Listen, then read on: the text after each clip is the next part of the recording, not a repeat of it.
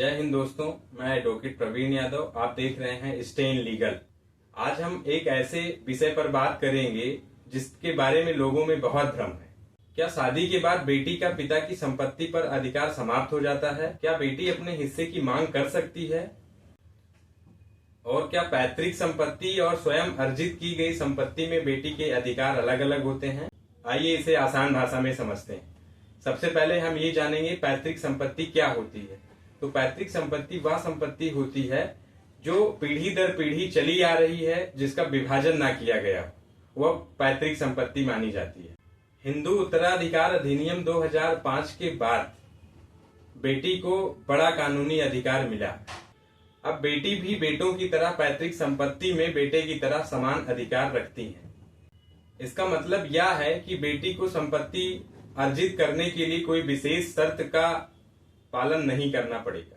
वह परिवार की सह अधिकारिणी यानी को पार्टनर जन्म से ही होती है।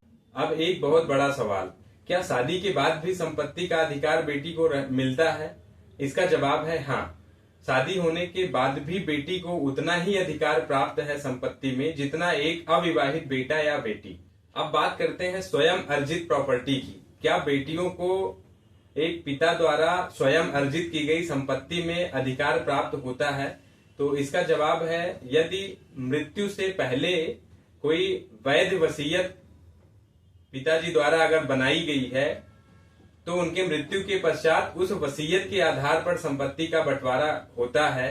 लेकिन यदि बिना किसी वसीयत के पिता की मृत्यु हो जाती है तो उसके बाद उसके कानूनी उत्तराधिकार जो होते हैं, पत्नी, बेटा और बेटी समान भागों में बंटवारा किया जाता है।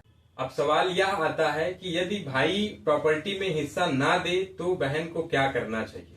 तो इसका जवाब है कि बहन संपत्ति के लिए ऐसी स्थिति में बेटी अपने हिस्से के लिए पार्टीशन सूट बंटवारे का दावा लगा सकती। कोर्ट संपत्ति का निर्धारण करके बेटी के अधिकारों की रक्षा कर सकती है।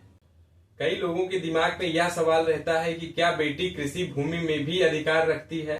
सामान्य रूप से आज बेटियों को कृषि भूमि में भी अधिकार प्राप्त हैं। हालांकि कुछ मामलों में राज्य के विशेष कानून तथा परिस्थितियां के अनुसार तथ्य अलग अलग हो सकते हैं।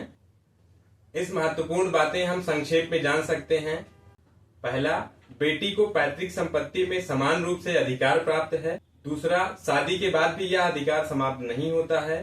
तीसरा, पिता की मृत्यु के पश्चात बिना वसीयत के संपत्ति में बराबर की हिस्सेदारी का हक है। चौथा, यदि हिस्सा ना मिले तो बेटी बंटवारे का मुकदमा दायर कर सकती है। दोस्तों, संपत्ति से जुड़ी मामलों में छोटी सी जानकारी भी आपके अधिकारों की रक्षा कर सकती है। यदि यह वीडियो उपयोगी लगा हो तो वीडियो को लाइक करें, चैनल को सब्सक्राइब करें, कमेंट्स में अपने क्वेश्चंस लिखें। फिर मिलेंगे एक नई कानूनी जानकारी के साथ एक नए वीडियो में। धन्यवाद।